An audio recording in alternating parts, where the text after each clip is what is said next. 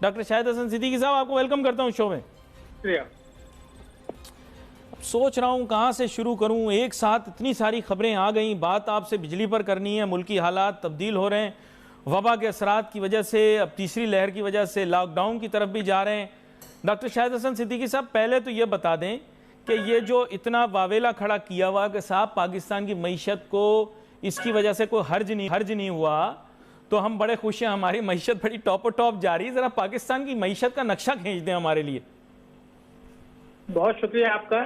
دیکھیے اس وقت صورتحال یہ ہے کہ ہماری جو معیشت کی شرح نمو ہے, مہنگائی ہے, بیرونی سرمایہ کاری ہے, بجٹ خسارہ ہے, tax G D P ratio ہے, یہ تمام اشاریے اس سے زیادہ خراب ہیں جو 2.5 سال پہلے اس حکومت کو ورثے میں ملے تھے. اگر صرف آپ ایک بیرونی سرمایہ کاری آپ لے لیں, کیونکہ یہ کہہ رہے تھے جو پچھلی حکومت تھی اس کا تو اعتماد نہیں تھا, چور ڈاکو تھے, تو جو اسٹیٹ بینک نے اعداد و شمار دیے ہیں اس میں 2018 میں جو مالی سال تھا $5 ارب کی بیرونی سرمایہ کاری آئی تھی 12 مہینے میں. اس حکومت کے جو ہے 31 مہینے میں $2.7 ارب کی آئی ہے. آپ یہ دیکھیے کہ بیرونی سرمایہ کاری نہیں آ رہی, tax G D P ratio گر گئی, ہماری معیشت کی شرح نمو گر گئی, بجٹ خسارہ بڑھ گیا, ملکی بیرونی قرضے بے تحاشا بڑھ گئے, اور روپے کی قدر جو 124 روپے 20 پیسے پہ تھی آج 155 اور 156 کے درمیان چل رہی ہے. تو مگر مجھے تو ایسا لگ رہا تھا کہ اب یہ دیکھیے 26 دسمبر آ رہا ہے, بنگلہ دیش جو ہے وہ اپنا 50 سالہ وہ اپنی آزادی کی سالگرہ منا رہا ہے, اور آپ کو پتا ہے کہ اس کے جو چیف گیسٹ ہیں وہ مودی صاحب ہیں. اب وہ 26 مارچ کو جو کچھ وہ تماشا کریں گے, پاکستان کے اوپر الزام تراشی کریں گے, اس کو آپ چھوڑ دیں. مگر میں یہ دیکھتا ہوں کہ بنگلہ دیش میں کرپشن پاکستان سے زیادہ ہے, ٹرانسپیرنسی انٹرنیشنل, مگر یہاں سی پیک بھی ہے, ہمارا جو ہے ادارے بھی مضبوط ہیں, لوگ بھی, بیوروکریسی بھی اچھی ہے, مگر ہماری فی کس آمدنی آج ہے $1,031 اور بنگلہ دیش کی ہے 2014.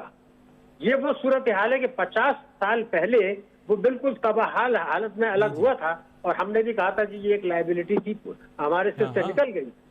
میں صرف 2-3 عدد شمار دے دوں تاکہ ہم پتہ چلے, ہم یہاں تم وہاں, وہ کنگلے ہیں, بھکاری ہیں, بنگالی ہم پر بوجھ ہیں, یہ سب نعرے اور تماشے ہم نے سنے تھے سر کہ وہ بیکار ہیں, کام نہیں کرتے, ان کے پاس کوئی وسائل نہیں. آج ان کی معیشت ہم سے کتنی زیادہ بڑی ہے, پلیز بتائیے.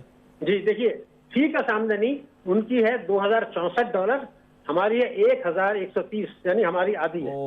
اگر آپ شرح نمو کو دیکھیں تو اس سال 2.5% ہم کہہ رہے ہیں, جبکہ بنگلہ دیش جو ہے وہ 6% پر جائے گا. 6%. ریزروز ہمارے روز جو ہے نا, ہم کسی کو سلام کریں تو کہتے ہیں $21 ارب کے ریزروز ہو گئے, مگر بنگلہ دیش کے ریزروز ہے $43 بلین. ہمارے جو $21 ارب کے یعنی ان سے آدھے یہ بھی قرضوں پر ہیں. لیکن جو ہے اگر آپ پرائمری تعلیم دیکھیں وہ 98% پر ہیں, ہم 72% پر ہیں. تو اب سوال یہ پیدا ہو رہا ہے کہ ان کے صرف برآمدات گارمنٹس کی $35 ارب کی ہیں, جبکہ وہاں کاٹن نہیں ہوتا. ہماری تمام برآمدات ٹیکسٹائل, سرجیکل, اسپورٹ سب ملا کے ہم کوئی $25 ارب پر یا $24 ارب پر کھڑے ہیں.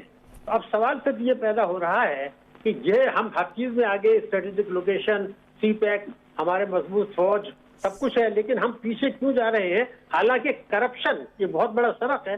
کرپشن بنگلہ دیش میں ہم سے زیادہ ہے ٹرانسپیرنسی انٹرنیشنل کے مطابق, لیکن وہ چور ڈاکو کے نعرے نہیں لگاتے. ہم کس چیز میں آگے, ایک ترسیلات میں ہم آگے ہیں. ہم نے جو پالیسی بنائی, ابھی آپ رو رہے تھے بالکل صحیح, بجلی کا, تو اب میں آپ کو ایک بات بتاؤں کہ بجلی کے جو نرخ بڑھ رہے ہیں تو اس کا تعلق مہنگائی سے صرف نہیں ہے, عوام کی تکالیف سے نہیں ہے, اس کا تعلق صنعتوں کی پیداواری لاگت سے نہیں ہے, بلکہ میں آپ کو پوری ذمہ داری سے کہوں گا اس کا تعلق نیو گریڈ گیم کے تحت جو استعماری مقاصد ہیں اس کے تحت جو کچھ پاکستان کے گرد گھیرا تنگ کیا جا رہا ہے, اور پاکستان کی سلامتی کے لیے بے تحاشا خطرات بڑھ رہے ہیں, کیونکہ ہماری تفصیلات بڑھ رہی ہیں, ہماری برآمدات نیچے جا رہی ہیں.